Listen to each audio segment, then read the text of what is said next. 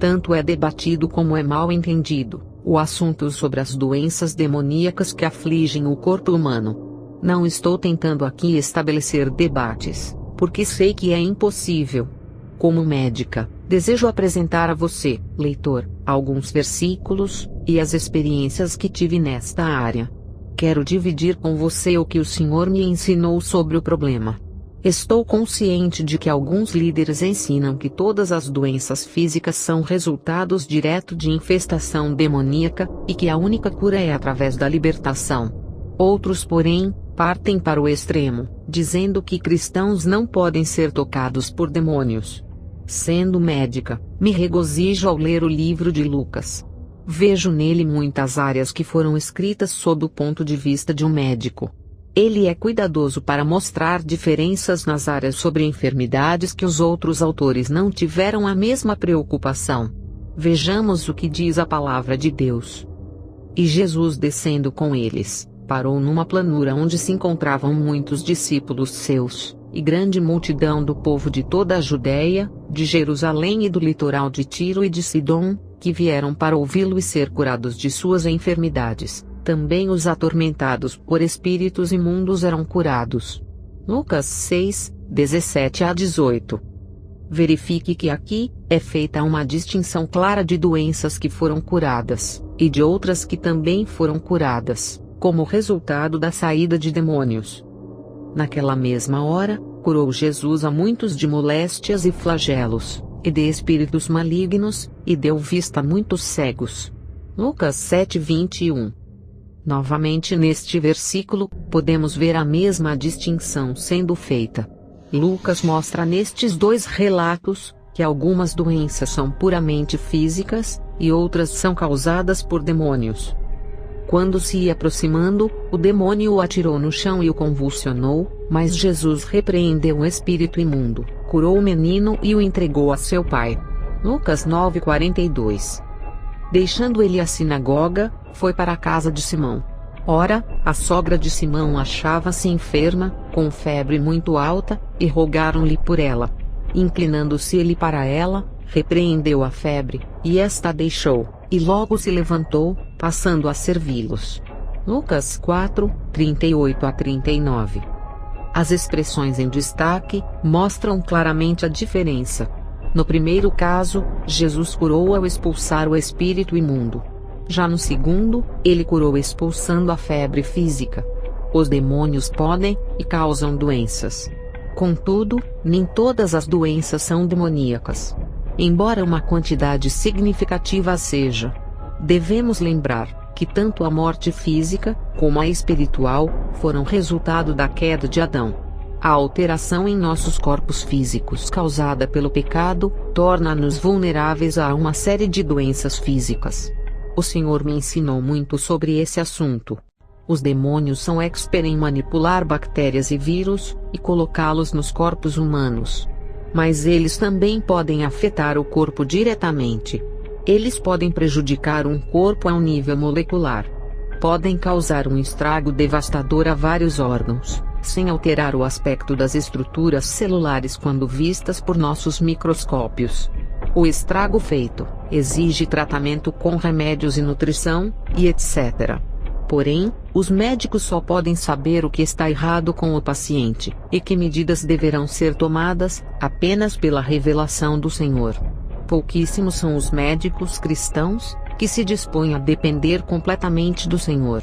Eu não estou alegando que o tratamento de um determinado paciente seja feito sem os testes apropriados para se designar a doença. Mesmo assim, qualquer médico, admita ou não, presencia casos em que todos os diagnósticos não dão a resposta para o que está errado com o doente. Nestes casos, se torna responsabilidade do médico a orientação do Senhor, através da oração e do jejum.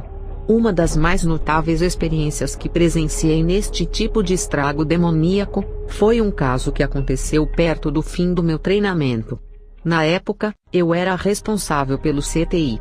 Bob, um homem de 35 anos, deu entrada na unidade, vindo de um hospital de uma cidade das redondezas onde estivera hospitalizado por uma semana. Ele adoecera de repente, e atingia níveis altíssimos de febre. Os médicos que cuidavam dele foram incapazes de descobrir a causa da doença. Também não consegui descobrir a causa da mesma quando o examinei no dia em que foi internado, mas era óbvio ele estava extremamente doente. Ao iniciarmos a bateria de testes, comecei a pedir fervorosamente ao Senhor para revelar-me o que estava errado com ele, e pedi também a outros especialistas para examiná-lo.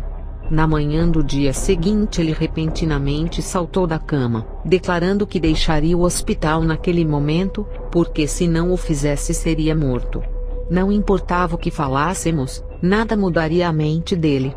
Finalmente, o médico particular de Bob conseguiu uma ordem impedindo a sua saída pelo menos nas próximas 72 horas. Quando ela foi anunciada, Bob imediatamente rodopiou e caiu na cama, fixando o olhar no teto e murmurando coisas incoerentes sem responder a estímulos. Permaneceu assim, nos 2 dias que se seguiram, enquanto sua condição física deteriorava. Finalmente, no 3º dia de manhã, enquanto me preparava para o trabalho, o Senhor me falou que Bob, na realidade era um sacerdote superior de uma cidade próxima, e a doença dele era causada pela disciplina satânica. No entanto, ele queria sair do hospital porque estava sendo atacado por David, um sacerdote superior local que era médico no hospital. 2 sacerdotes superiores jamais ficam no mesmo território, a não ser por mútuo consentimento. Se assim não for, entram numa batalha até a morte. Bob sabia disso, e nas condições em que estava, não teria chances contra David. O pai me disse para ir e amarrar os demônios que estavam atando e confundindo a mente de Bob, e também dizer que sabia quem era e o que estava acontecendo, e que compartilhasse o evangelho com ele. Esperando ardentemente ter ouvido corretamente a voz do Senhor, fui fazer-lhe a vontade naquela manhã. Assim que entrei no quarto de Bob naquele dia, certifiquei-me de que não havia mais ninguém com ele, e fechei a porta. Tentei fazer com que ele me respondesse, mas não o consegui. Ele continuava com os murmúrios incoerentes. Assim, apoiando meus braços na grade da cama dele, disse: "Vocês demônios que atam a mente e causam confusão, o meu mestre Jesus enviou-me para amarrá-los, e agora eu o faço no nome de Jesus Cristo. Ordeno que vocês não mais aflijam este homem." O resultado foi tremendo. No mesmo instante, os murmúrios de Bob cessaram, e ele se voltou para mim completamente lúcido. "Bom dia", ele disse. "Você quer alguma coisa?" Respondi: "Sim. Tenho uma mensagem do Deus Altíssimo para você." Comecei a dizer-lhe as coisas que o pai me dissera, e depois rapidamente compartilhei o evangelho com ele. "Bob, você precisa entender que a sua única esperança é Jesus. Satanás está determinado a matá-lo. Continuar a servi-lo trará apenas destruição a você, e o que é pior, a eternidade no inferno." Ele olhou-me fingindo estar surpreso e disse: "Quem é você? Você está louca. Não sei sobre o que você está falando." Eu disse: "Ah, sabe sim. O meu Deus não mente." Ele disse: "Ah, vá embora. Eu não quero nada com Jesus." Eu disse: "Então, assim seja. Já que essa é a sua vontade." Terminando de falar, deixei o quarto. Daquele momento em diante, Bob permaneceu completamente alerta e orientado no tempo e no espaço. Devo admitir que perturbei os especialistas querendo que eles me dessem uma explicação, o porquê Bob estava consciente, mas a condição física dele não apresentava melhoras. Ninguém foi capaz de me dar uma explicação razoável. No entanto, continuei a orar e a jejuar intensamente por Bob, pedindo que o pai desse pelo menos mais uma chance a ele. 4 dias depois, Bob estava muito perto da morte, os seus rins haviam parado de funcionar 2 dias antes, e o fígado trabalhava com dificuldade. O coração falhava e os pulmões tinham sofrido infiltração. A pressão sanguínea estava tão baixa, que ele estava sob medicação intravenosa, para tentar mantê-la a um nível razoável. Com tudo isso, eu sabia que em pouco tempo ele precisaria da ajuda de uma máquina para respirar. Ele tinha dores contínuas, e nós não as podíamos controlar. Então o pai falou-me novamente para ir mais uma vez e compartilhar o evangelho com ele. Procedi da mesma maneira que anteriormente.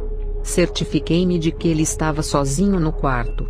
Então eu disse: Bob, você está morrendo. Não está vendo? Você não vê que talvez seja a hora de ser honesto comigo? Ele disse: Sim. Talvez você tenha razão.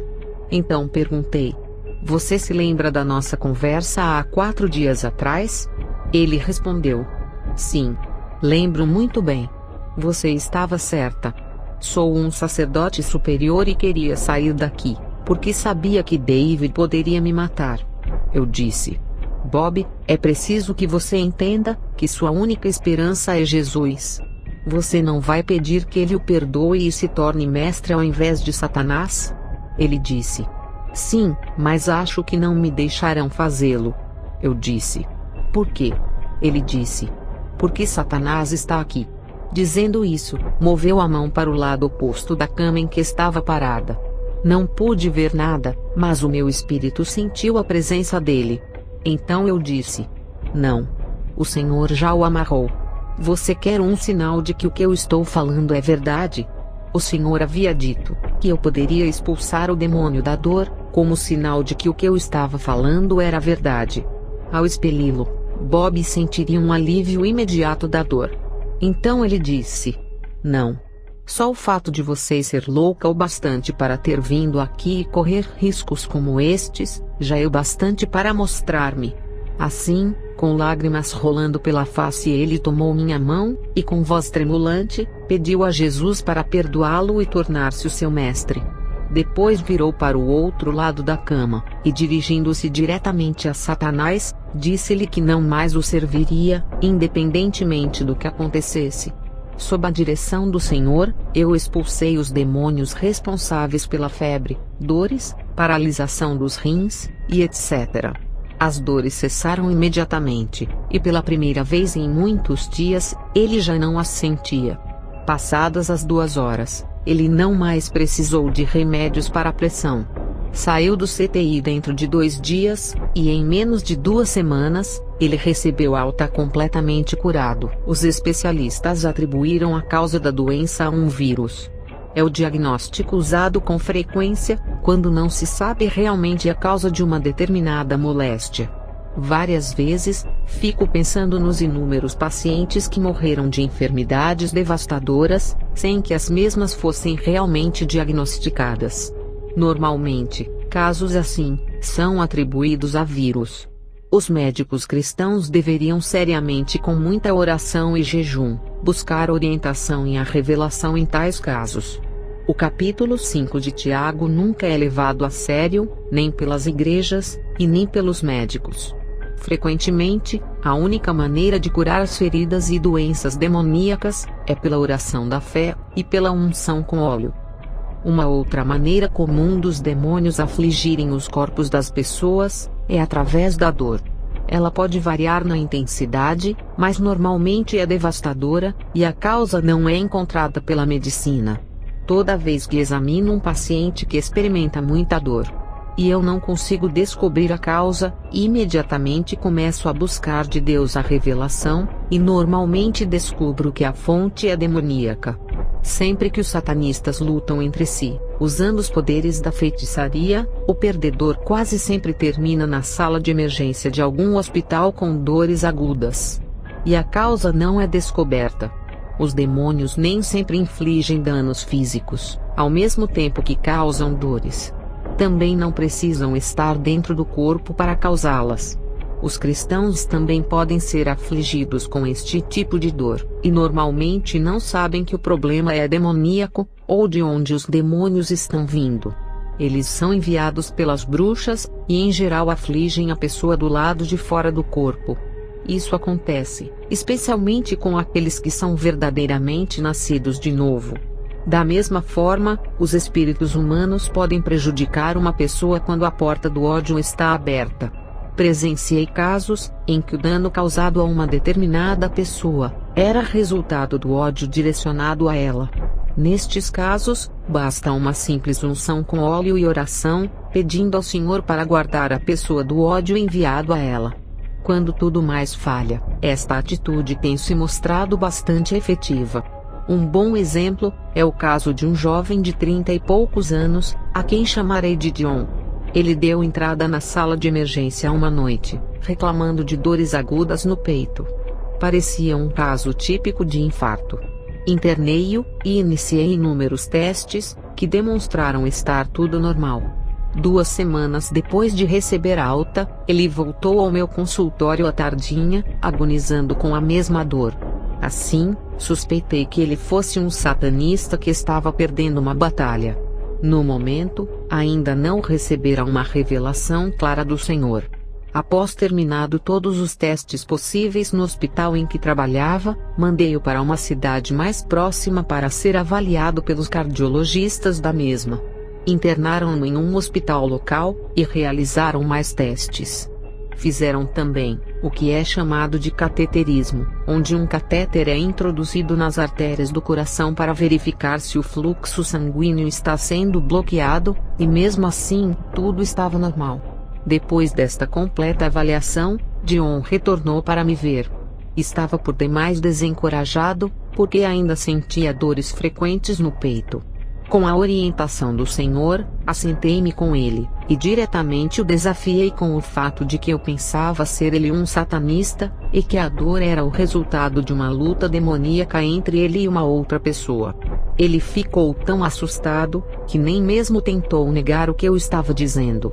Conversamos muito, e eu compartilhei o Evangelho com ele, e disse que a única esperança era Jesus Cristo.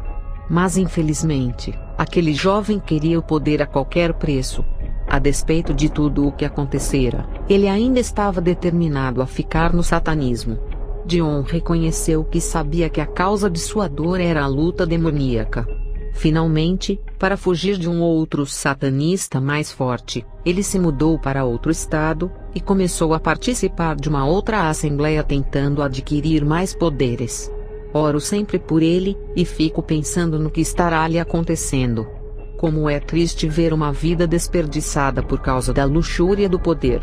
Os diversos problemas emocionais causados por demônios são intermináveis.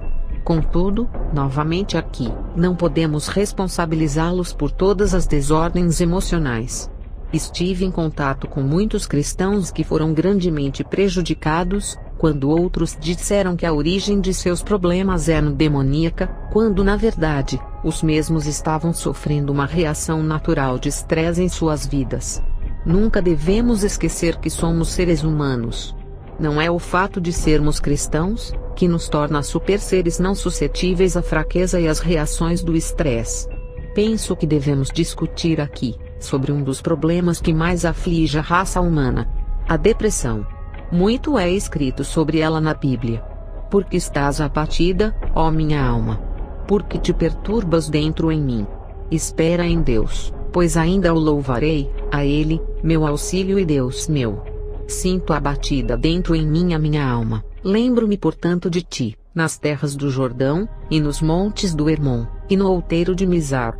Salmos 42, 5-6. Tanto nos Salmos como em outros livros, há inúmeras referências sobre a depressão. Esta é uma batalha real, e nós somos seres humanos.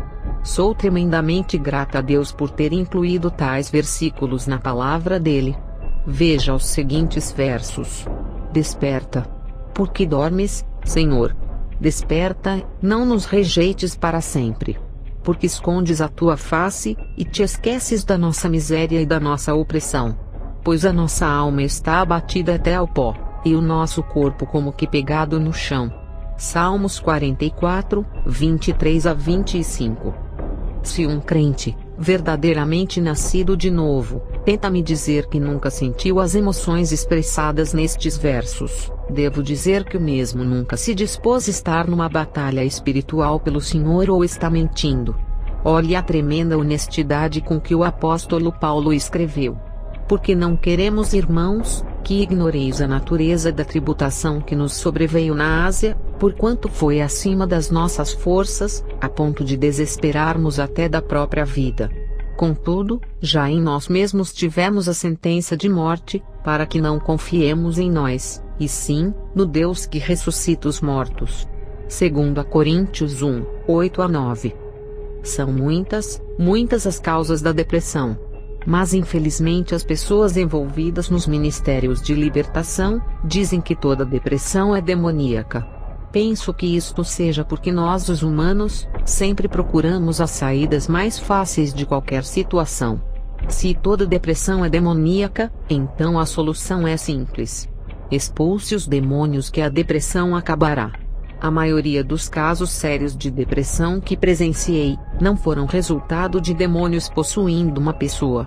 A causa mais comum que já vi para depressões graves, é o resultado direto da falta de controle da mente, assunto discutido no capítulo 16. A palavra de Deus nos mostra claramente, que devemos levar cativos todos os pensamentos à obediência de Cristo, 2 Coríntios 3:5. As pessoas que ficam seriamente deprimidas, incluindo os cristãos, quase nunca obedecem esta ordem direta do Senhor. Recebem em suas mentes quaisquer pensamentos enviados por Satanás e seus demônios. Nunca param para avaliá-los, ou relacioná-los com a realidade da situação. Também não analisam essa situação com a palavra de Deus. Aceitam todos os pensamentos como se fossem seus. Em resumo, são preguiçosos. Deixam suas mentes deslizarem sob uma passividade preguiçosa, e ficam num estado de tremendo tormento emocional causado pelas forças demoníacas. A luta para reconquistar o controle de sua mente, é uma das mais difíceis batalhas que você enfrentará, mas o esforço valerá a pena. O fato de ser uma médica cristã se espalhou, e eu pude ver muitos casos de depressão no exercício da medicina. Todos eles melhoraram consideravelmente, com a observação dos passos em direção ao controle da mente apresentados no capítulo 15. Por favor, note como Davi agia no Salmos 42:5. Eu ainda o louvarei. Ele estava usando a vontade para subjugar os pensamentos de depressão, que estavam em sua alma, sua mente. Ele declarava que louvaria o Senhor. O louvor desempenha um papel importante para vencer a depressão. Reveja a minha própria experiência ao final do capítulo 14. Existem outras causas comuns para a depressão, e entre elas, podemos citar a perda de entes queridos, doenças físicas e fraqueza, grandes e adversas mudanças na circunstância da vida, e naturalmente a exaustão, pelo envolvimento na guerra espiritual. Todos os envolvidos na batalha espiritual, devem ser extremamente sensíveis e obedientes à liderança do Senhor. Quando Ele disser, pare, o melhor a fazer é obedecer e descansar. Mesmo que julgue o descanso desnecessário, a sua obediência evitará que você seja abatido rapidamente. O que quero dizer, é que você pode sofrer sérias dificuldades físicas ou emocionais, isto no que diz respeito à área de relacionamento com os outros, ou poderá cometer equívocos, ou ser enganado por não estar alerta como precisaria estar. Muitos se esquecem de que ainda são humanos, e sujeitos a fraquezas e limitações. Se permitirmos ao Senhor nos orientar nestas áreas, evitaremos tremendos transtornos. Um dos mais poderosos demônios que já encontrei, entraram em uma pessoa através do incesto. E de outras determinadas perversões sexuais, como o sadomasoquismo, tão comum entre os adeptos do rock e heavy metal.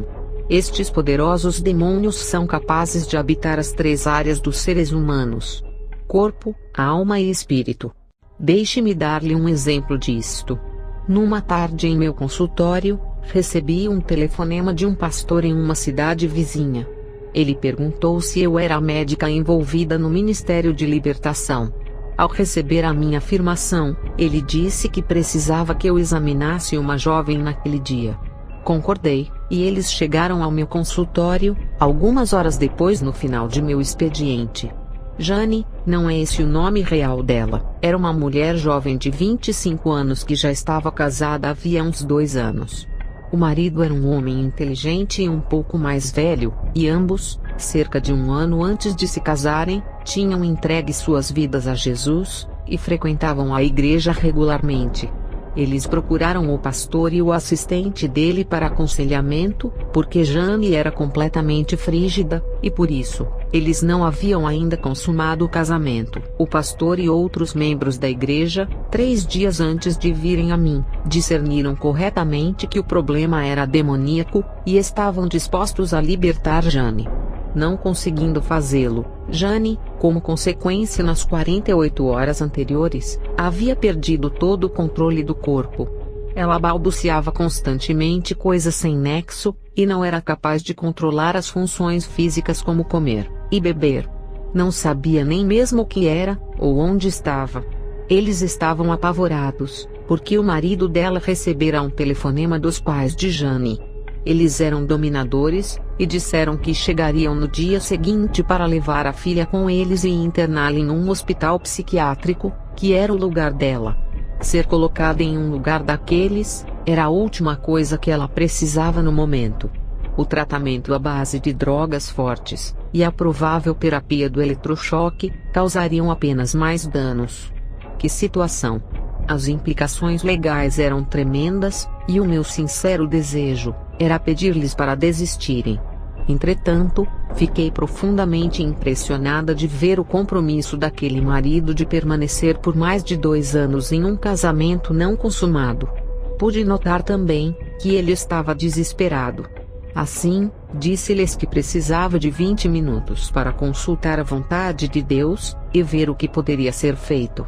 Subi as escadas, e caí de joelhos diante do Pai, buscando sinceramente a vontade do Senhor na oração. Quase que imediatamente, ele me deu paz completa, e disse que estava disposto a libertar Jane. O Senhor revelou-me que ela estava possessa por um dos mais poderosos demônios, que habitam as 3 áreas na vida humana. As pessoas que tentaram libertá-la, não haviam constatado isso, e assim não foram felizes na tentativa. O que tinham feito, era agitar o demônio, e este por sua vez estava tentando matá-la, antes que pudesse ser expulso. O Senhor abriu-me os olhos espirituais, permitindo que eu visse o que estava acontecendo, tanto no cérebro como no corpo de Jane. Era como se o cérebro dela estivesse rasgado por enormes garras que tentavam despedaçá-lo. Outras áreas em seu corpo estavam nas mesmas condições. O Senhor instruiu-me a ungir Jane com óleo, colocar minhas mãos sobre sua cabeça, e orar até que ela fosse liberta. Disse também, que eu deveria neste caso particular, proibir que os outros colocassem as mãos sobre ela. Voltei ao consultório, e expliquei aos outros as características do demônio, e por que eles não foram capazes de expeli-lo. Depois procedi como o Senhor me ordenara.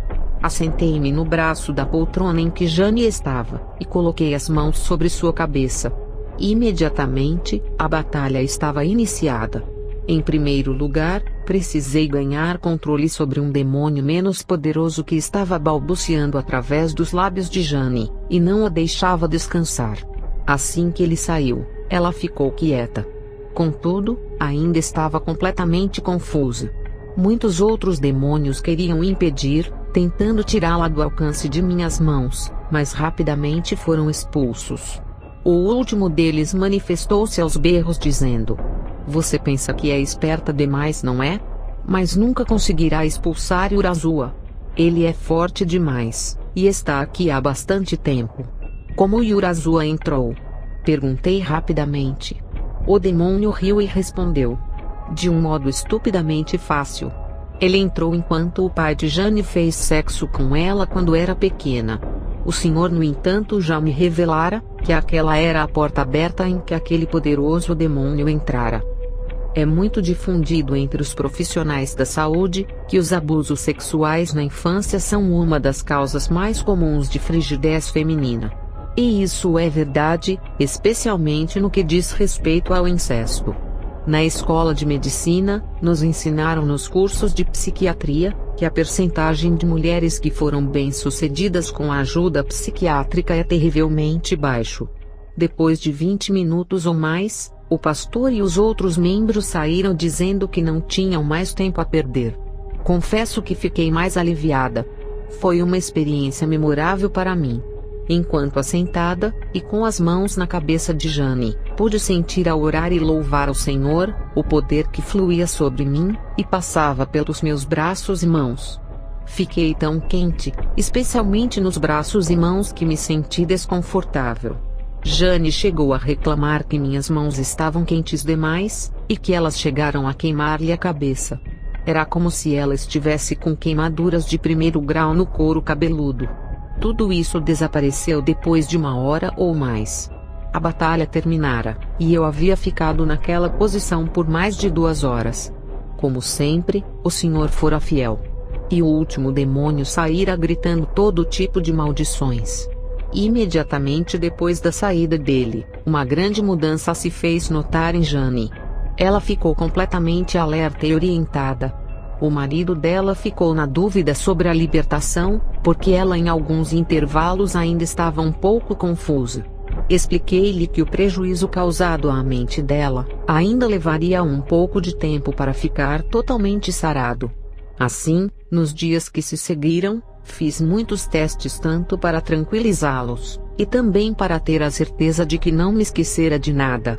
A cada dia, eu via uma grande melhora nas condições de Jane. Todos os testes deram resultado normal, do jeito que eu esperava. A completa recuperação se deu dentro de 1 mês. A última vez em que vi aquele casal, foi 3 meses depois da libertação de Jane. Estavam muito felizes, e o marido dela jubilante. Disseram-me que estavam mantendo relações sexuais normais, e que ela estava grávida do 1º filho. Não sei como agradecer ao Senhor pela tremenda obra na vida daquele jovem casal. O vasto reino de Satanás está além da nossa compreensão. Devemos estar diariamente na inteira dependência do Senhor, para recebermos sabedoria e orientação.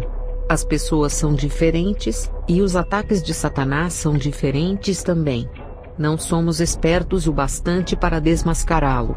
Oro continuamente para que o Senhor dê-nos sabedoria, porque esta batalha é real, e se não estivermos em plena comunhão com o nosso capitão, poderemos causar grandes feridas naqueles em que estamos tentando ajudar. O caso de Jane me fez lembrar de um ponto que é triste dizer, mas muitas pessoas que ministram libertação tendem a esquecer. É dito que Isaías 42 tem melhor descrição profética sobre Jesus. Eis aqui o meu servo, a quem sustenho, o meu escolhido, em quem a minha alma se compraz, pus sobre ele o meu espírito, e ele promulgará o direito para os gentios. Não clamará, nem gritará, nem fará ouvir a sua voz na praça. Não esmagará a cana quebrada, nem apagará a torcida que fumega, em verdade promulgará o direito. Não desanimará, nem se quebrará até que ponha na terra o direito, e as terras do mar aguardarão a sua doutrina. Isaías 42, 1-4. Filhinhos, não amemos de palavras, nem de língua, mas de fato e de verdade. 1 João 3,18. Vi muitas pessoas que não foram libertas, ou quando muito, de modo parcial. E isto pela falta de amor daqueles que ministram a libertação. Até que ponto você ama a pessoa que está tentando libertar? Você a ama o suficiente para ficar assentado horas a fio, e trabalhar pacientemente em mais de uma sessão para que a mesma fique totalmente liberta? Seria capaz de levá-la para sua própria casa se assim for necessário, para continuar a batalha?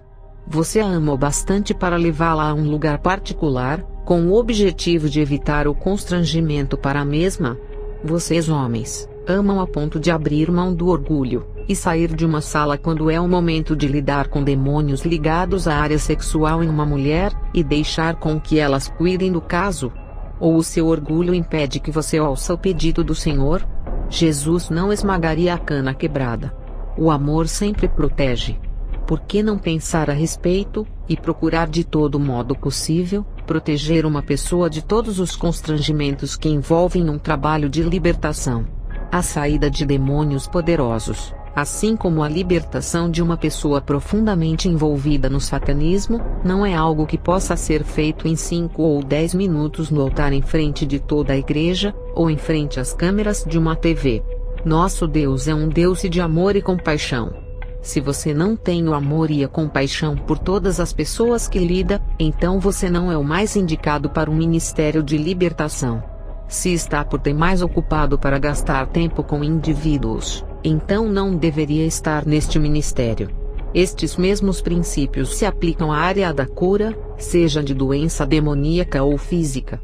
Tiago 5 e Marcos 16 não marcam tempo ou limite.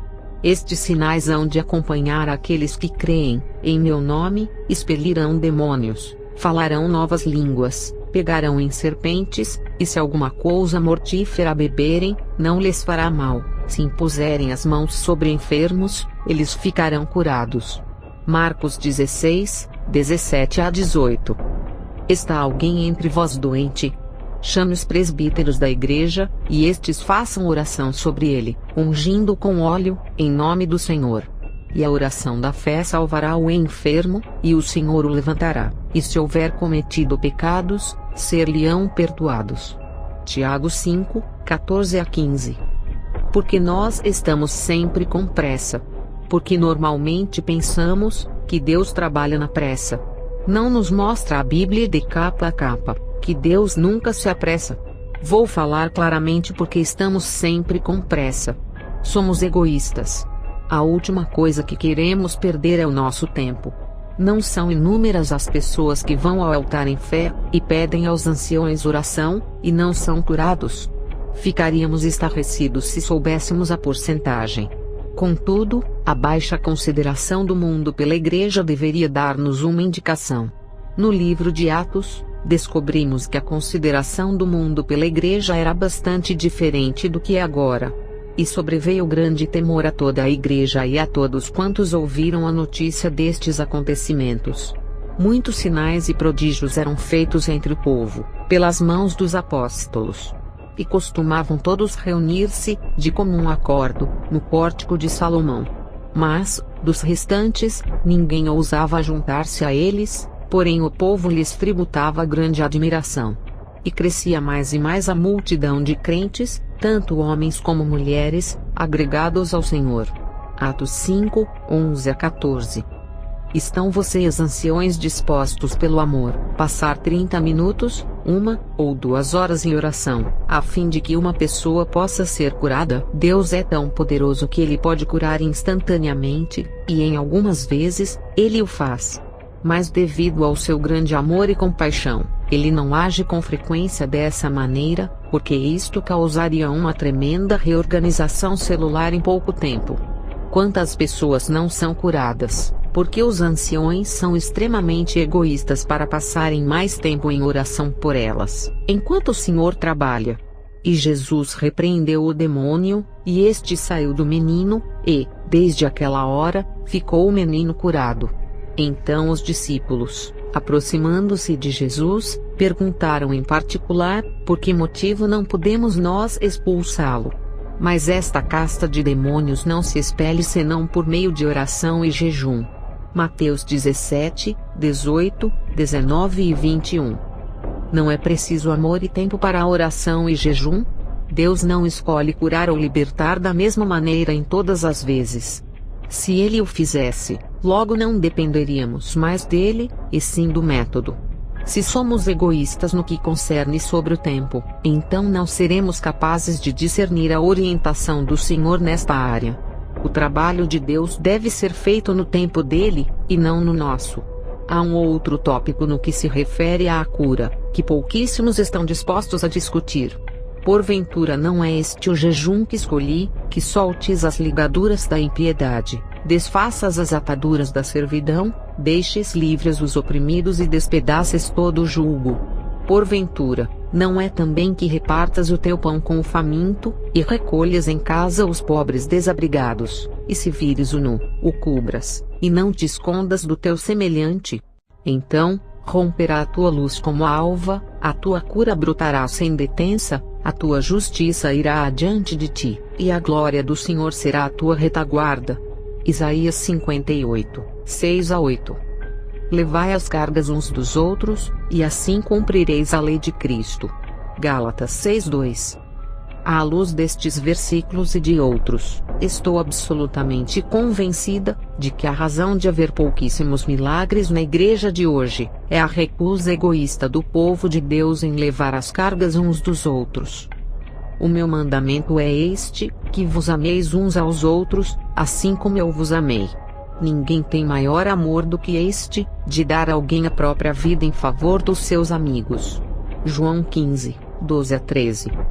Você já se perguntou, se seria capaz de dar a sua vida por um irmão ou irmã, ao ficar de frente a uma arma de fogo, e ser baleado no lugar dele ou dela? Não precisa ser necessariamente assim. Há muitas outras maneiras. Veja tudo o que Deus listou em Isaías 58, 6-8. O que dizer de levar alguém para viver com você em sua casa? Isto realmente choca. As pessoas gostam de manter a privacidade em suas casas, mas a realidade é que nossas casas pertencem a Deus, e são para o uso dele. Isto significa que não temos direito algum sobre nossa privacidade. Há pessoas lá fora, que muitas vezes necessitarão ser trazidas para dentro de nossas casas. Pouquíssimos cristãos ouvem sequer o pedido do Senhor para acolher alguém, porque são egoístas demais nesta área. Você está disposto a dizer ao Senhor, na enfermidade de um de seus irmãos: Senhor, deixe-me levar a carga de meu irmão, deixe-me literalmente ter um pouco da fraqueza ou da dor, para que ele possa sarar mais rapidamente. Sim, oramos pela cura, e Deus cura. Sim, expulsamos Satanás e ele se vai. Mas estamos dispostos a levar as cargas uns dos outros? Vocês estão entendendo, queridos? Penso que esta seja a maneira de abrirmos mão de nossas vidas pelos outros.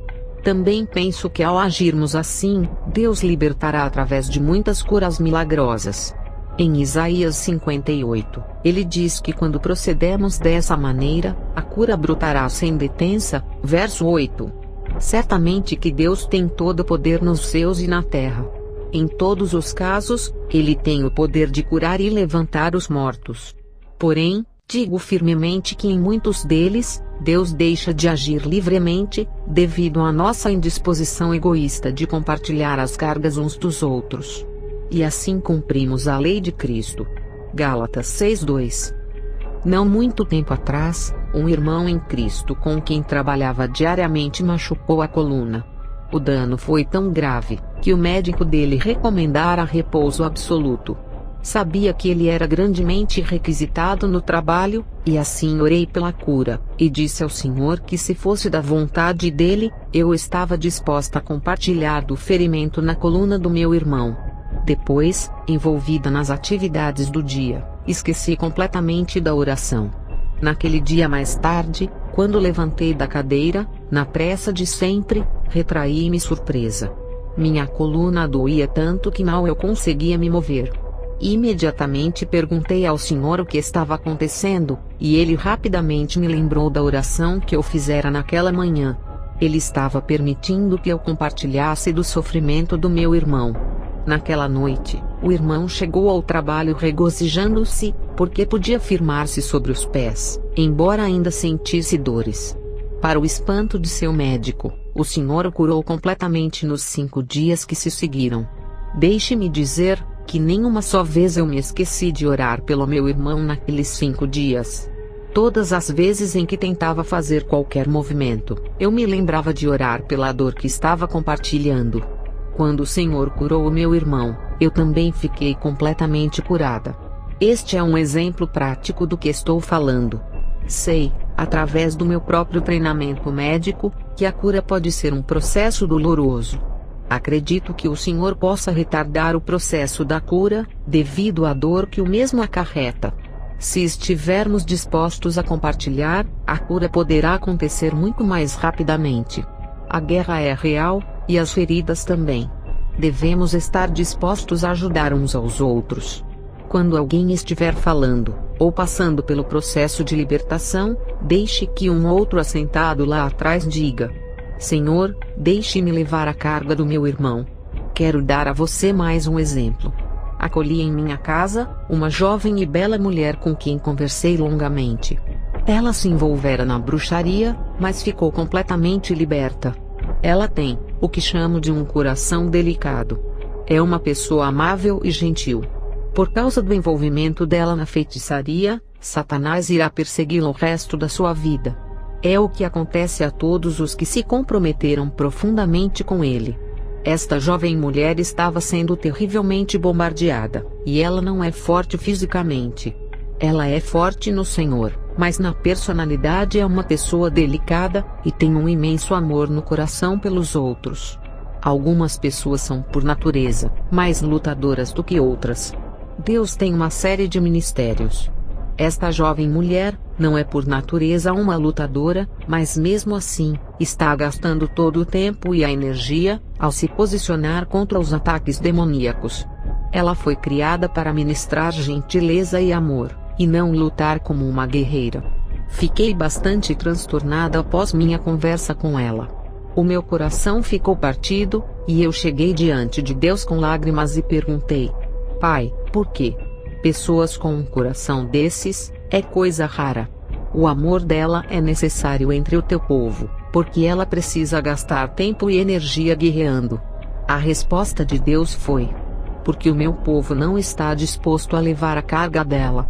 Se as pessoas na igreja dela estivessem dispostas a compartilhar a sua carga, ela estaria livre para ministrar a gentileza e o amor, e não precisaria ficar lutando o tempo todo. Aqueles que Deus levantara com personalidade e força, estariam lutando por ela, e em troca, ela estaria ministrando com os dons recebidos de Deus, e tudo seria uma grande bênção para todos. Assim, Satanás não a atacaria tão duramente, porque descobriria que seus ataques seriam inúteis. Não quero dizer com isso que ela não tem o poder de Cristo para resistir os ataques. Na verdade, ela o tem, mas precisamos compartilhar. Esta é uma guerra de estragos. Que possamos levar as cargas uns dos outros. Isto significa ser parte do corpo de Cristo. É o que isso significa.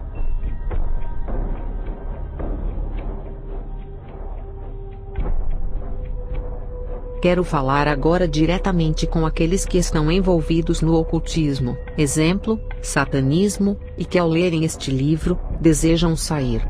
O que eu tenho para dizer a vocês, soará desagradável, mas é puramente a verdade baseada na palavra de Deus. Não há um jeito fácil de sair. Jesus não é a estrada do escape fácil. Ele tem todo o poder e autoridade sobre Satanás e seus demônios. No entanto, vocês escolheram servir a Satanás, e ele não desiste facilmente de seus servos. Isto é um fato. Será necessário que vocês lutem para se libertarem. A única esperança é lutar com o poder e autoridade de Jesus Cristo. Porém, esta batalha é real. Deixar envolvimentos com o ocultismo é tudo ou nada. Vocês não podem sair parcialmente ou gradativamente. Terão de sair de uma vez por todas. Se tentarem voltar, provavelmente serão mortos, e nunca terão outra chance de sair. Isto é um assunto sério. É impossível, pois, que aqueles que uma vez foram iluminados, e provaram o dom celestial e se tornaram participantes do Espírito Santo, e provaram a boa palavra de Deus e os poderes do mundo vindouro, e caíram, sim, é impossível outra vez renová-los para arrependimento, visto que de novo, estão crucificando para si mesmos o Filho de Deus e expondo-o à ignomínia. Hebreus 6, 4-6. Uma vez que você prove do poder, da bondade e salvação de Jesus Cristo, se voltar ao ocultismo nunca será capaz de se arrepender novamente, e passará a eternidade no mais agonizante tormento no inferno. Respondeu-lhe Jesus: Eu sou o caminho, a verdade, e a vida, ninguém vem ao Pai, senão por mim. João 14:6. Só há um caminho que leva a Deus o Pai, e o liberta do reino de Satanás. Esse caminho é Jesus. Se quiser ficar livre da escravidão do diabo, o único jeito é fazer de Jesus o seu Senhor, Salvador e Mestre absoluto. Você não pode servir a Jesus e a Satanás ao mesmo tempo. Assim, se não estiver servindo a Jesus, está servindo a Satanás. Mas se quiser ficar livre, tudo o que tem a fazer é pedir em voz alta a Jesus para perdoá-lo, lavar todos os seus pecados com o precioso sangue que foi derramado por ele na cruz, e pedi-lo para tomar completamente o controle de sua vida. Os demônios ao redor de você e dentro de você, farão tudo para impedi-lo de tomar esta atitude. No entanto, se você quiser, não poderão detê-lo. Aparte-se da injustiça, do diabo, todo aquele que professa o nome do Senhor. Segundo a Timóteo 2,19, parte B. Você deve fazer um rompimento total e completo com todas as obras de Satanás. Estou ciente de que isto será a coisa mais difícil de se fazer, já que quase tudo o que você tem foi dado por Satanás. Deverá desistir de todos os seus poderes de bruxaria, e nisto se inclui a capacidade de comunicação com o mundo espiritual. Peça ao Senhor para tirá-la de você, a ponto de que, se você se rebelar e quiser usá-la novamente, não o consiga. Deve pedir que o Senhor faça também uma separação entre o seu espírito e sua alma, para que possa perder completamente e para sempre a capacidade de comunicar-se com Satanás e seus demônios, e também que você não consiga usar seu corpo espiritual, já que não mais poderá usar seus poderes de bruxaria para proteger a si mesmo. Porque a palavra de Deus é viva e eficaz, e mais cortante do que qualquer espada de dois gumes, e penetra até ao ponto de dividir a alma e espírito, juntas e medulas, e apta para discernir os pensamentos e propósitos do coração. E não há criatura que não seja manifesta na sua presença, pelo contrário, todas as coisas estão descobertas e patentes aos olhos daquele a quem temos de prestar contas. Hebreus 4, 12 e 13. Você não pode esconder nada de Deus. Por isso, deve romper com tudo o que for mal. Se estiver morando com outros envolvidos no satanismo, por exemplo, em uma comunidade, deverá sair. Não importa o custo. É preciso que entenda que não pode associar-se a amigos ou parentes que persistem em servir a Satanás. Senão, sofrerá pesada influência e ataques, especialmente de membros que permaneceram no satanismo. Quando, porém, vos perseguirem numa cidade, fugi para outra. Mateus 10, 23. Uma vez que tenha pedido a Jesus Cristo para perdoá-lo, limpá-lo, e tornar-se o seu mestre, você recebeu o poder dele e autoridade sobre os demônios em você e ao seu redor. Não engane a si mesmo, pensando que só pelo fato de ter pedido a Jesus para salvá-lo, os demônios simplesmente irão dizer educadamente adeus, e sairão de você. Você lhes pediu para entrar quando servia a Satanás, agora, o Senhor espera que você use o poder e a autoridade dele para expulsá-los. É necessário que entenda que os demônios que estão em você tentarão matá-lo, se os satanistas não o fizerem pessoalmente. Não deixe que os demônios controlem você, ao contrário, você deverá controlá-los. Expulse-os em voz alta no nome de Jesus, e ordene-os a sair, e deixar você no nome de Jesus. E estes sinais hão de acompanhar aqueles que creem, em meu nome expelirão os demônios. Marcos 16, 17. Eis aí vos dei autoridade para pisar de serpentes e escorpiões, e sobre todo o poder do inimigo. Lucas 10, 19. Você precisa de ajuda. Ore e peça ao Senhor para conduzi-lo a irmãos e a irmãs que são capazes e estão dispostos a ajudá-lo. Mas tenha cuidado. Nas igrejas cristãs, há muitos servos de Satanás, e muitos cristãos que não estão completamente compromissados com o Senhor. Busque a orientação e a confirmação do Senhor, antes de confiar em quem quer que seja. É quase certo que você precisará de ajuda para obter libertação completa dos demônios em você. Esta libertação é completa, e é possível. Não permita que outros digam o contrário a você. Procure a libertação completa o mais rápido possível. Se você procurar com seriedade ao Senhor, Ele irá ouvi-lo e ajudá-lo. Você deve ler e aprender a palavra de Deus. A obediência a Ele é uma necessidade absoluta. Se me amais, disse Jesus, guardareis os meus mandamentos. João 14,15. Se guardardes os meus mandamentos, permanecereis no meu amor, assim como também eu tenho guardado os mandamentos de meu Pai, e no seu amor permaneço. João 15:10. Nem todo o que me diz, Senhor, Senhor, entrará no reino dos céus, mas aquele que faz a vontade de meu Pai, que está nos céus. Mateus 7:21. A melhor proteção contra os ataques de Satanás é a obediência instantânea às ordens de Deus. não apenas as que são encontradas na Bíblia, mas também as que forem dadas a você diretamente pelo Espírito Santo. É preciso que entenda que você é basicamente uma pessoa rebelde, senão você não teria se envolvido no ocultismo. O satanismo atrai as pessoas, porque elas querem poder para controlar a própria vida, e também a vida dos outros. Por esta razão, a área do senhorio de Cristo em sua vida será fortemente atacada por Satanás.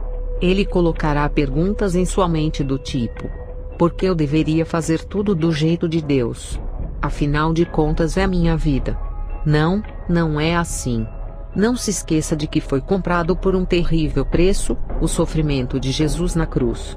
É nisso que você pertence ao Senhor. A Bíblia é clara sobre esse assunto. Porque a rebelião é como o pecado de feitiçaria, e a obstinação é como a idolatria. 1 Samuel 15:23. Estude e memorize a palavra de Deus. Ela será para você segurança. O próprio Deus irá dar-lhe o entendimento das Escrituras. Não aceite argumentos, conceitos ou comentários de quem quer que seja, sem antes compará-los à Bíblia, e também sem antes obter confirmação do Senhor. Provavelmente experimentará uma mudança radical nas circunstâncias de sua vida, principalmente no que diz respeito às finanças. Não se esqueça de que tudo o que tem recebeu de Satanás. E ele tem o direito legal de tomá-lo de você. Deus é tão justo com Satanás como é conosco. Entretanto, seja corajoso. As riquezas que Deus dará a você valerão muito mais do que qualquer outra coisa que Satanás tenha lhe oferecido. Não acumuleis para vós outros tesouros sobre a terra, onde a traça e a ferrugem corroem, e onde os ladrões escavam e roubam, mas ajuntai para vós outros tesouros no céu, onde traça nem ferrugem corrói, e onde ladrões não escavam nem roubam, porque onde está o teu tesouro, aí estará também o teu coração. Mateus 6, 19-21. O verdadeiro tesouro que alguém pode ter, é o conhecimento pessoal de Deus. Peça-o para revelar-se a você. Jesus fez uma pergunta a Pedro, e a repete hoje para cada um de nós. Amas-me mais do que estes outros? João 21:15, parte B. O senhorio de Jesus é absoluto. Quem ama seu pai ou sua mãe mais do que a mim, não é digno de mim. Quem ama seu filho ou sua filha mais do que a mim, não é digno de mim. E quem não toma a sua cruz, e vem após mim, não é digno de mim. Mateus 10, 37-38. Satanás irá desafiá-lo diretamente neste assunto. Estará disposto a colocar o Senhor Jesus, antes de tudo mais? Se Jesus não estiver em primeiro lugar em relação aos seus queridos, então a sua esperança de escape será vazia. Satanás irá usá-los para mantê-lo na escravidão. Veja um exemplo do que estou falando. Tivemos o privilégio de trabalhar com um maravilhoso casal de negros. Eu vou chamá-los de The Blacks. Ambos tinham um pouco mais de 20 anos. Eram muito inteligentes e chegaram a uma alta posição dentro da irmandade local. Depois, aceitaram a Jesus e recusaram-se a servir a Satanás. Nós os aconselhamos a mudarem-se de estado, mas eles hesitaram em fazê-lo, porque o Sr. Black tinha um trabalho e era bem remunerado. Eles tinham 2 filhos, uma garotinha de 4 anos e um bebê de 2. O Sr. e a Sra. Black experimentaram um terrível teste do seu compromisso com Jesus. Cerca de 6 meses depois de terem deixado o satanismo, o Sr. e a Sra. Black e a filhinha de 4 anos foram raptados pela Irmandade. Foram levados a uma reunião, onde os satanistas retiraram a pele da menina, estando ela ainda viva, e isto diante de seus olhos. Os satanistas diziam repetidamente durante a tortura da criança, que se eles renunciassem a Jesus Cristo e proclamassem Satanás como Senhor, e concordassem em servi-lo novamente, eles parariam de torturá-la. A despeito da indizível angústia que experimentaram ao ver a filha ser torturada, e ouvir-lhe os gritos de agonia e da dor, eles permaneceram firmes. Tinham colocado o Senhor Jesus em primeiro lugar, e não iriam negá-lo. Finalmente a criança morreu, e eles foram soltos. Uma semana depois, o bebê, um menino, ficou violentamente doente. Foi hospitalizado e cuidado pelos especialistas do local. Nada adiantou. Ele morreu em 48 horas. Os médicos nunca descobriram o que estava de errado com ele. Ficou óbvio que tinha sido morto pela feitiçaria. Novamente, o Sr. e a Sra. Black ficaram firmes em Jesus. Pouco depois das duas tragédias, eles se mudaram do estado. Ocasionalmente nos comunicávamos, e 2 anos depois, o casal Black tiveram gêmeos. Nasceram um menino e uma menina, e o Sr. Black estava estudando para se tornar um pastor. Você pode estar pensando, como pode ser isto? Porque o Senhor não protegeu seus filhos, uma vez que eles se tornaram cristãos. Isto não é um jogo. Uma vez que você faça uma entrega completa a Jesus, tudo passa a ser dele. Esteja certo de que Satanás irá pedir ao Senhor tudo o que você entregou a ele, como no caso de Jó, e provavelmente, o Pai dará a Satanás a permissão de tomar o que ele pedir. Porque os meus pensamentos não são os vossos pensamentos, nem os vossos caminhos os meus caminhos, diz o Senhor, porque, assim como os céus são mais altos do que a terra, assim são os meus caminhos mais altos do que os vossos caminhos, e os meus pensamentos mais altos do que os vossos pensamentos. Isaías 55, 8-9. Deus é Deus. Muitas vezes não podemos entender seus pensamentos ou as razões, porque ele age como age. Por mais terrível que tenha sido o sacrifício dos Black para servirem a Jesus, não se compara ao sofrimento dele na cruz por nós. Jesus nos fala plenamente. Não temas as coisas que tens de sofrer. Eis que o diabo está para lançar em prisão alguns dentre vós, para ser dispostos à prova, e tereis tribulação de 10 dias. Sê fiel até a morte, e dar-te-ei a coroa da vida. Apocalipse 2:10. Não temais os que matam o corpo e não podem matar a alma, temei antes aquele que pode fazer perecer no inferno tanto a alma como o corpo. Mateus 10:28. Deixe-me esclarecer algo. Esta batalha é real e mortal. Estou consciente de que muitos firmemente irão discordar de mim, e enfaticamente recusarão aceitar o que vou dizer. Porém, devo falar o que o meu Mestre Jesus me ordenou, independentemente das opiniões. Qualquer cristão que entre na verdadeira batalha espiritual, e aqueles que antes de servirem a Jesus serviram a Satanás, devem esperar perseguição, sofrimento e feridas resultantes do combate, e provavelmente, você não receberá alívio ou cura imediata. Ora, todos quantos querem viver piedosamente em Cristo Jesus serão perseguidos. Segundo a Timóteo 5:12. Até que grau você está disposto a sofrer pelo Senhor? Estou falando de sofrimento físico, mental, emocional, espiritual e financeiro. Que preço você dá para uma alma? Que preço você está disposto a pagar pela salvação de uma alma, ou para recusar-se a servir a Satanás, e honrar o Senhor Jesus Cristo que o libertou da escravidão de Satanás? Jesus se propôs a pagar um alto preço, um sofrimento inacreditável até a morte. Pois ele, subsistindo em forma de Deus, não julgou como usurpação o ser igual a Deus, antes a si mesmo se esvaziou, assumindo a forma de servo, tornando-se em semelhança de homens, e reconhecido em figura humana, a si mesmo se humilhou, tornando-se obediente até à morte, e morte de cruz. Pelo que também Deus o exaltou sobremaneira e lhe deu o nome que está acima de todo nome, para que ao nome de Jesus se dobre todo o joelho, nos céus, na terra e debaixo da terra, e toda a língua confesse que Jesus Cristo é Senhor para a glória de Deus Pai. Filipenses 2:6-11. Contudo, as pessoas irão dizer: em Cristo nós temos vitória, não derrota. Isto é verdade. Realmente, o propósito deste livro e de nossas vidas é declarar esta vitória. No entanto, ela não é instantânea em nossa cronometragem de tempo. Primeiro, ainda há muita luta e batalha a serem travadas, e por fim, teremos completa vitória em Jesus. Todas as nossas lágrimas serão enxugadas pelo próprio Deus, e assim passaremos toda a eternidade numa longa e jubilosa celebração de vitória. Nesse meio tempo, enquanto estamos no meio da batalha, o que dizer da nossa capacidade de suportar, e qual é a nossa esperança? Como a enfrentamos?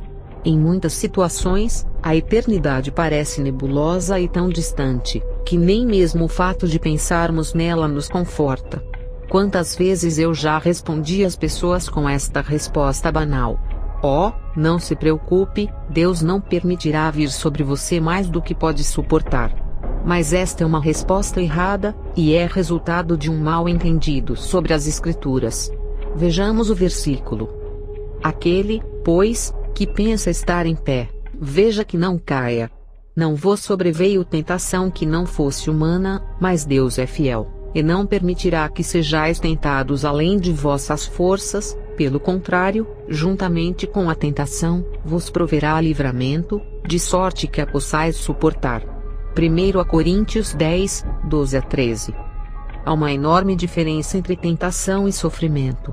Paulo escreve sobre isso claramente em 2 Coríntios 1, 8. Porque não queremos, irmãos, que ignoreis a natureza da tribulação que nos sobreveio na Ásia, porquanto foi acima das nossas forças, a ponto de desesperarmos até da própria vida. Considere também o versículo a seguir. Pelo que, não podendo suportar mais o cuidado por vós, pareceu-nos bem ficar sozinhos em Atenas, e enviamos nosso irmão Timóteo, ministro de Deus no Evangelho de Cristo, para, em benefício da vossa fé, confirmar-vos e exortar-vos, a fim de que ninguém se inquiete com estas tribulações. Porque vós mesmos sabeis que estamos designados para isto, pois, quando ainda estávamos convosco, predissemos que íamos ser afligidos, o que de fato aconteceu, e é do vosso conhecimento. 1 Tessalonicenses 3, 1-4. Então, qual é a ajuda, esperança ou resposta? Falo de experiência própria, tendo estado mais de 3 anos em meio a sofrimentos e pressões que vão além da minha capacidade para suportar, e não tendo vislumbre algum de alívio, sei sem sombra de dúvida que herdarei a coroa da vida, e terei grande alegria por toda a eternidade, mas com toda a honestidade, isto não alivia as feridas do meu coração no momento. Ainda não tenho uma resposta definitiva. Tudo o que posso dizer é que firmemente os meus pés estão sobre a rocha Jesus Cristo. E dia a dia, com muitas lágrimas, peço ao Senhor para dar-me força e graça para continuar firme. Experimento sempre a realidade destes maravilhosos versos. Bendito seja o Deus e Pai de nosso Senhor Jesus Cristo, o Pai de misericórdias e Deus de toda consolação. É Ele que nos conforta em toda a nossa tribulação, para podermos consolar os que estiverem em qualquer angústia, com a consolação com que nós mesmos somos contemplados por Deus. Porque, assim como os sofrimentos de Cristo se manifestam em grande medida a nosso favor, assim também a nossa consolação transborda por meio de Cristo. 2 Coríntios 1, 3-5. Enquanto permaneço firme, o Senhor me ajuda a suportar o sofrimento, a pressão e o fracasso, a fim de que eu não sucumba à morte. Assim eu continuo a tarefa que me foi dada, tendo a plena segurança de que, sei em quem tenho crido, e estou certo de que Ele é poderoso para guardar o meu depósito até aquele dia. 2 Timóteo 1, 12, parte B. Com frequência, enfrentaremos situações em que depois de fazermos tudo o que nos for possível, as circunstâncias ainda continuarão desesperadoras. Aí, será preciso que nos lembremos do sábio conselho de Paulo. Portanto, tomai toda a armadura de Deus, para que possais resistir no dia mau, e, depois de terdes vencido tudo, permanecer inabaláveis. Efésios 6:13. Ficarmos firmes, entregarmos nossas propriedades a Jesus Cristo e esperarmos nele, será uma das coisas mais difíceis a fazer, mas fiquemos firmes, meus irmãos e irmãs em Cristo. Estejamos firmes sabendo que, se ando em meio à tribulação, tu me refazes a vida, estendes a mão contra a ira dos meus inimigos, a tua destra me salva. O que a mim me concerne, o propósito dele para conosco, o Senhor levará a bom termo, a tua misericórdia, ó Senhor, dura para sempre. Salmos 138, 7-8. Não importa o que venha a acontecer. O grande e incrível Deus do universo tem um propósito para você como indivíduo. Ele irá cumpri-lo, e todas as forças de Satanás, assim como o seu vasto império, não poderão impedir que o propósito de Deus se cumpra em sua vida. Muitas coisas você não entende e não entenderá enquanto estiver aqui na Terra. Sejam elas vida, morte, ou sofrimento intermináveis, fique certo de uma coisa: no seu dia a dia, de algum modo que você não possa compreender, Deus está trabalhando para cumprir o propósito dele em sua vida. O amor dele dura para sempre. Não desista. O Senhor irá livrá-lo da escravidão de Satanás. Apenas ele poderá libertá-lo. Você não é mais forte e nem mais inteligente do que os demônios. Não pode fazer nada por si mesmo. Somente Jesus pode e o fará por você. Jesus veio para libertar os cativos.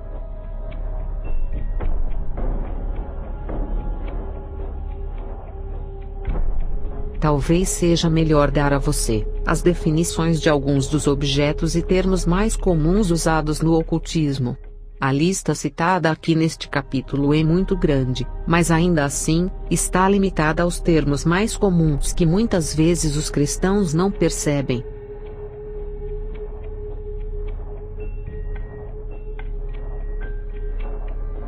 São objetos nos quais os demônios se agarram. Tudo que for usado para o serviço e adoração a Satanás, é terreno legal para os demônios. Em outras palavras, eles têm o direito de se agarrarem ou usar estes objetos. Vejamos 2 versículos que falam a respeito. As imagens de escultura de seus deuses queimarás a fogo, a prata e o ouro que estão sobre elas não cobiçarás, nem os tomarás para ti, para que te não enlaces neles, pois é abominação ao Senhor teu Deus. Não meterás pois coisa abominável em tua casa, para que não sejas amaldiçoado, semelhante a ela, de todo a detestarás, e de todo a abominarás, pois é amaldiçoada. Deuteronômio 7, 25 a 26.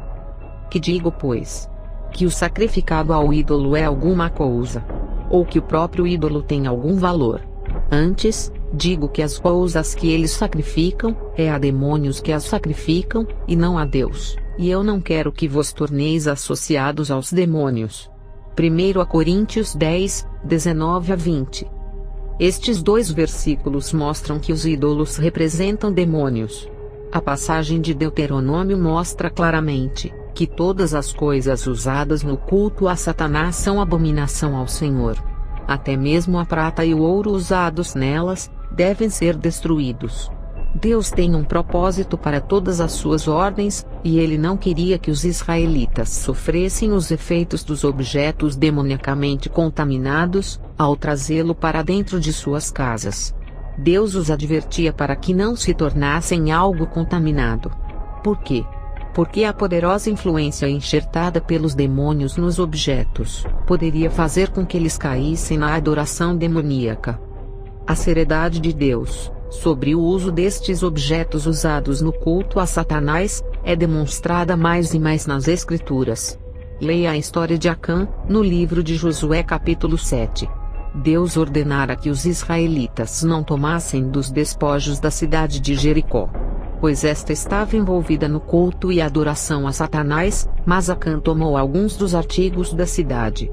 Deus falou a Josué: Israel pecou, e violaram a minha aliança, aquilo que eu lhes ordenara, pois tomaram das coisas condenadas, e furtaram, e dissimularam, e até debaixo da sua bagagem o puseram. Josué 7:11. Como resultado das ações de Acã, o exército de Israel foi derrotado na seguinte batalha. Esta é uma advertência para nós. Se não limparmos nossas casas assim como nossas vidas, seremos derrotados todas as vezes que tentarmos lutar contra Satanás. Como objetos familiares, podemos citar quaisquer objetos usados na prática do ocultismo: discos, CDs, fitas de rock and roll, pôsteres, camisetas, e etc. Quaisquer materiais de jogos do ocultismo, artefatos das religiões orientais como estatuetas de deuses comprados em viagens, rosários, ou objetos usados na prática do catolicismo e da maçonaria, quaisquer literaturas ou fitas do oculto ou das religiões pagãs, e muitos outros. A lista é quase que interminável. Todos estes materiais devem ser destruídos. No Novo Testamento em Atos, os moradores de Éfeso nos dão um excelente exemplo. Chegou este fato ao conhecimento de todos, assim judeus como gregos, habitantes de Éfeso, veio temor sobre todos eles, e o nome do Senhor Jesus era engrandecido. Muitos dos que creram vieram confessando e denunciando publicamente as suas próprias obras. Também muitos dos que haviam praticado artes mágicas, reunindo seus livros, os queimaram diante de todos. Calculados os seus preços, achou-se que montavam a 50.000 denários. Atos 19, 17 a 19. Há um outro tipo de objeto familiar em questão. Os servos de Satanás podem invocar os demônios, e uni-los aos chamados objetos do oculto. Depois, presenteiam as pessoas com estes objetos, e assim, introduzem os demônios nas casas das mesmas sem o consentimento delas. O propósito destes objetos é causar através da influência demoníaca, coisas como conflito conjugal, discórdia entre membros da família, doenças, depressão, dificuldades para orar, dificuldades para ler a Bíblia, e etc. Uma simples unção com óleo, e a oração pedindo ao Senhor para santificar e purificar o objeto, normalmente é suficiente. E isto está de acordo com o princípio dado a Moisés por Deus, em Êxodo 40, 9. E tomarás o óleo da unção, e ungirás o tabernáculo, e tudo o que nele está, e o consagrarás com todos os seus pertences, e será santo. Os cristãos devem ficar alerta e cautelosos, ao receberem presentes das pessoas que não conhecem muito bem, e não sabem se elas estão comprometidas com o Senhor. Esta é uma área que devemos ser sensíveis à orientação do Senhor.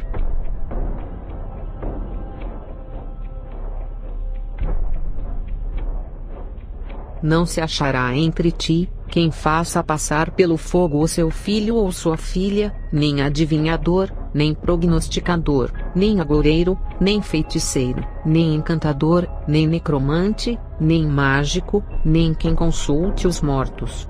Deuteronômio 18, 10 a 11. Um espírito familiar é um demônio com quem uma bruxa desenvolve uma comunicação íntima.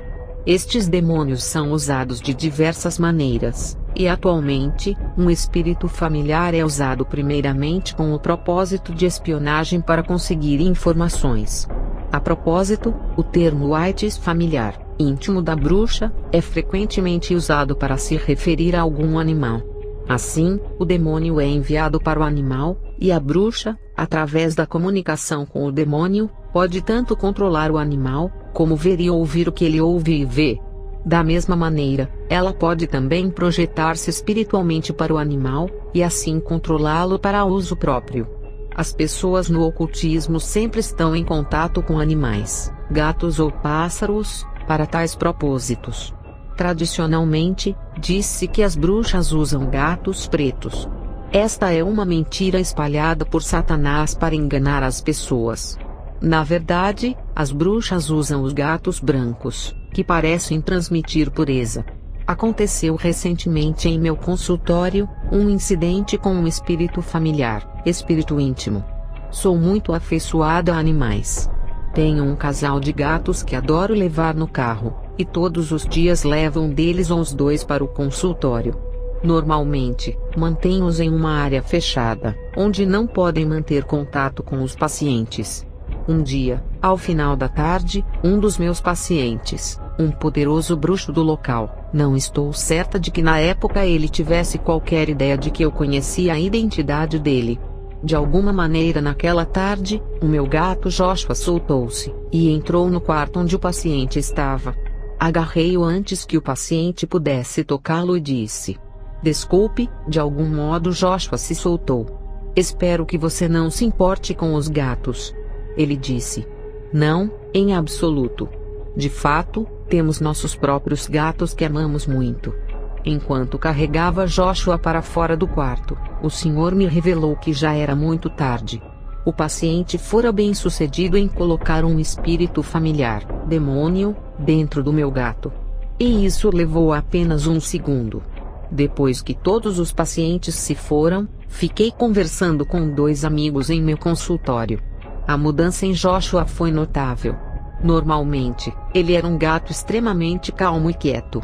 No entanto, enquanto estávamos assentados conversando, ele passava continuamente na nossa frente, olhava-nos enquanto conversávamos. Expliquei aos outros o que estava acontecendo. O paciente estava usando os olhos e os ouvidos do gato para monitorar a conversa. Peguei Joshua no colo, e olhando diretamente em seus olhos disse: "Agora me ouça, Jimmy." Esse era o nome do paciente. Satanás, seu mestre, é um mentiroso. Ele não é mais forte do que Jesus. Jesus Cristo é Deus. Ele morreu na cruz por nós. Morreu por você e por mim. Ele é o único que você deveria servir, e não a Satanás. Agora, vou provar que o que estou dizendo é verdade. Vamos expulsar seu espírito familiar deste animal, com o poder do nome de Jesus Cristo. Se Satanás for forte como diz que é, não seríamos capazes de fazer isso. Então peguei o óleo, e ungi a Joshua. Oramos juntos pedindo ao Senhor que expulsasse o demônio. Novamente, a mudança foi imediata. O brilho feroz de seus olhos desapareceu, e ele parou de rosnar. Depois, com um enorme bocejo, ele se deitou e adormeceu. Se você tiver animais de estimação, fique sempre alerta para a possibilidade de que os mesmos possam ser invadidos por espíritos familiares. Contudo, por favor, compartilhe o evangelho antes de expulsar o demônio. Às vezes não saberá se está lidando com um espírito humano, ou com um demônio, mas se proceder assim, possivelmente estará evangelizando o satanista envolvido. Diante de tudo isso, diariamente oramos pela proteção de nossos animais. Os animais são facilmente purificados porque não têm pecado. Entretanto, Satanás não tem propriedade legal sobre eles, da mesma maneira que o tem sobre os humanos, mas mesmo assim, são afetados pela maldição do pecado. As Escrituras mostram isto claramente. Porque sabemos que toda a criação, a um só tempo, geme e suporta angústias até agora. Romanos 8:22. No fim, toda a criação, incluindo os animais, serão feitos novas através de Jesus Cristo, ao ser removida a maldição do pecado. Porque aprove a Deus que nele residisse toda a plenitude, e que, havendo feito a paz pelo sangue da sua cruz, por meio dele, reconciliasse consigo mesmo todas as coisas, quer sobre a terra, quer nos céus. Colossenses 1:19-20.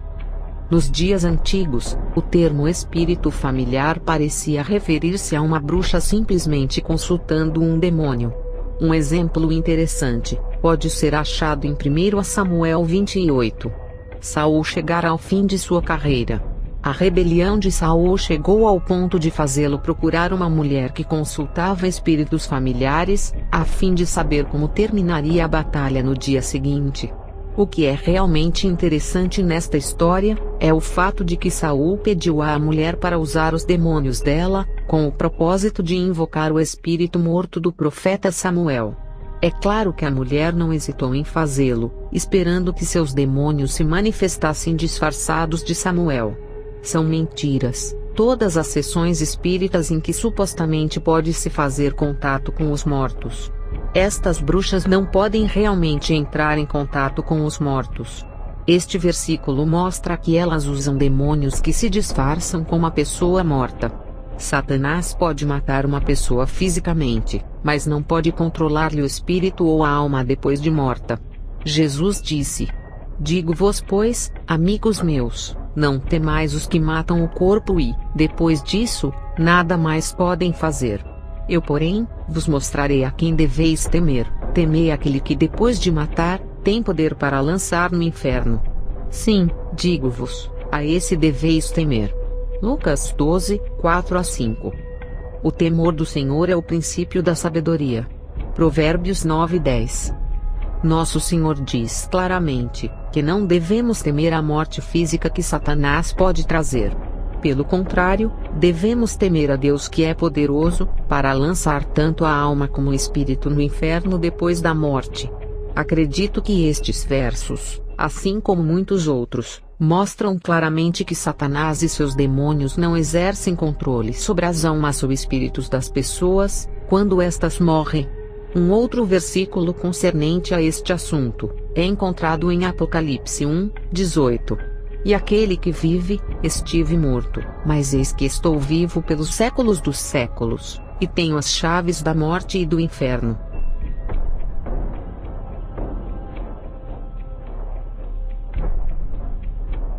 Tudo isto serve para o mesmo propósito, isto é, invocar demônios para realizarem uma determinada tarefa. Frequentemente, os encantamentos são na forma de uma poesia. São inúmeros, e passados de uma geração a outra. E usualmente, são citados em voz alta. Lembre-se, os demônios não podem ler a mente humana, porém, muitas vezes são falados no mundo espiritual pelo espírito de uma bruxa, e isto não é audível com os ouvidos físicos. A expressão colocar um encantamento ou maldição em alguém refere-se à atitude de invocar um determinado demônio, e assim enviá-lo a uma outra pessoa para causar-lhe danos ou influência. Todos os encantamentos, palavras mágicas, e etc., são acompanhadas por demônios. Até mesmo as que são chamadas de boas, como aquelas que estimulam o amor em uma pessoa, e etc. Um outro termo muito conhecido em outros países é o bewitch, que quer dizer enfeitiçado, que significa a condição de uma pessoa sob a influência ou controle de demônios enviados por uma bruxa. As bruxas mais poderosas não precisam usar longos e complexos encantamentos. Elas simplesmente se comunicam diretamente com os demônios no mundo espiritual, ou usam seus guias espirituais.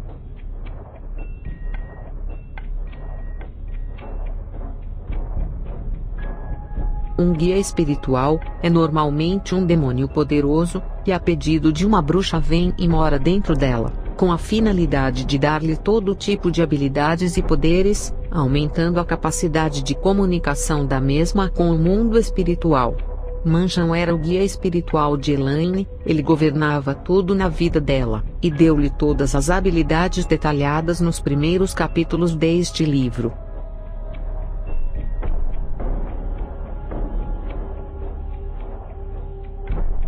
Estes três termos se referem à mesma coisa, e designam objetos que na maioria das vezes, são usados ou dependurados nas portas das casas. Supõe-se que trazem proteção e dinheiro ao proprietário. Dizem que os talismãs trazem boa sorte.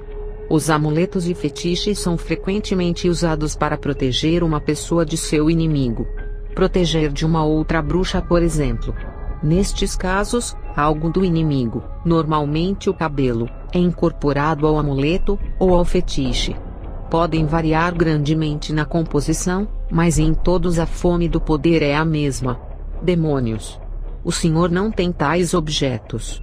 O poder dos cristãos é apenas através de nosso Senhor Jesus Cristo, e sua obra completa na cruz.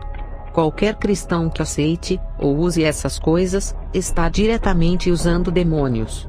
É impressionante, como muitos cristãos usam crucifixos ou até mesmo a Bíblia como uma espécie de proteção, do mesmo modo que amuletos e fetiches. E isto contradiz plenamente com a palavra de Deus.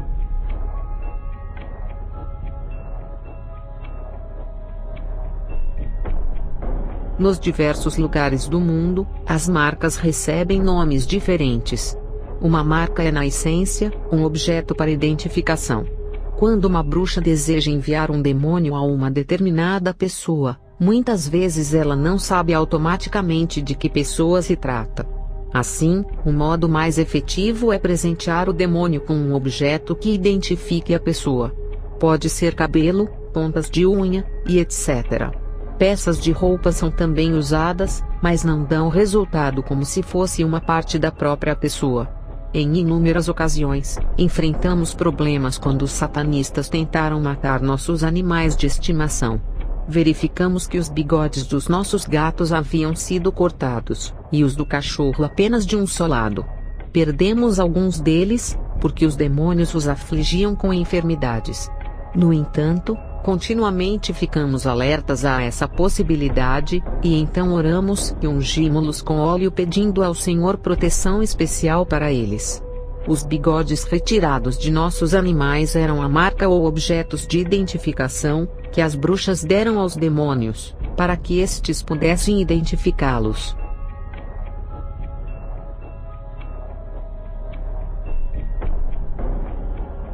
Normalmente, possuem o formato do ônix, mas podem ser feitas de qualquer outro cristal ou pedra. A finalidade de uma hangstone é a comunicação. São usadas normalmente como se fossem joias. São utilizadas para encantamentos especiais acompanhadas do friccionar das mãos, e etc., com a finalidade de invocar demônios para a comunicação com uma outra pessoa. Geralmente o demônio faz a pedra encandecer-se para indicar sua presença.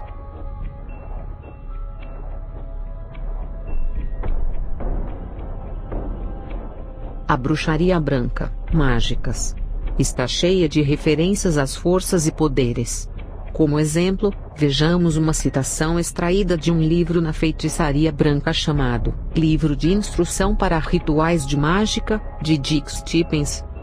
Os trabalhos de mágica de acordo com as leis naturais, exploram e empregam estas forças. São meios de tornar-nos melhores, pessoas sábias, e é uma extensão de nossa consciência. O propósito último da mágica é fazer com que aquele que a pratica crie sua própria realidade. E você está para abrir a porta para este incrível poder que pode auxiliá-lo a fazer exatamente isto. Muitas outras descrições são usadas para este mesmo propósito. E ultimamente, toda a bruxaria branca parece unir a pessoa com as forças do universo.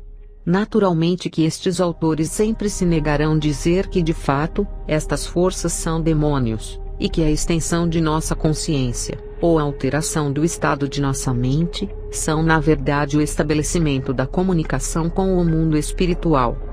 Mesmo ao leitor mais precavido, tudo pode parecer bom e inofensivo, mas fique atento, porque é bruxaria. E como tal, é abominação ao Senhor.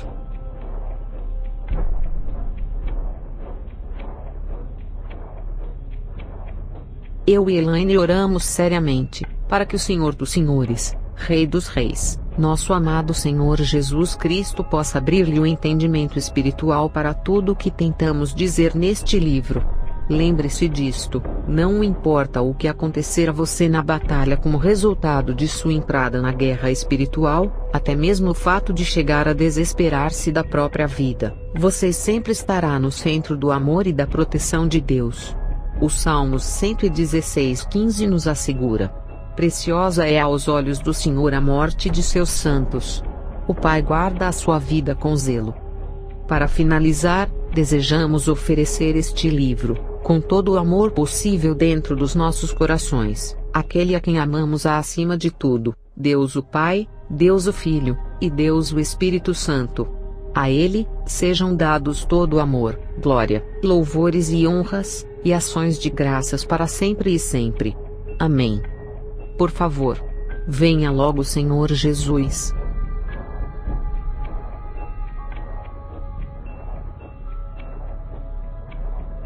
Quero que o leitor entenda, de que não sou escritora profissional. E peço desculpas se em alguma parte deste livro não me fiz entender claramente. Decidi acrescentar ao livro esta nota, devido a numerosas perguntas que me foram feitas concernentes à luta que enfrentei com os demônios em Elaine. O Senhor sempre nos ordena honestidade completa. Preciso escrever tanto sobre minhas falhas, como sobre o meu sucesso. A batalha com os demônios em Elaine foi um treinamento para mim. Sem constrangimentos, admito que não sabia o que estava fazendo. Foi pela busca na palavra de Deus, e pela orientação direta do Espírito Santo que aprendi rapidamente. Uma coisa maravilhosa é que o Senhor honra os desejos dos nossos corações. Ele sabia que tanto eu como Elaine desejávamos servi-lo, assim, não importando o quanto fôssemos incapazes. Jesus foi fiel. Não tenho mais as lutas que tive com os demônios em Elaine, aprendi muito e continuo aprendendo. Passei por outras experiências que estão detalhadas em outros 2 livros que escrevi. São eles: Prepare-se para a Guerra, e Tornando-se um Escravo de Honra a Serviço do Mestre. Sim, sofri muito, e tenho lutado muito. Mas este é um livro sobre vitória, e não derrota. Elaine e muitos outros foram libertos pelo poder de Jesus Cristo. Somos todos servos imperfeitos, mas Jesus Cristo é perfeito. Seu poder é perfeito e ilimitado. Ele é fiel a seus servos agora e para sempre.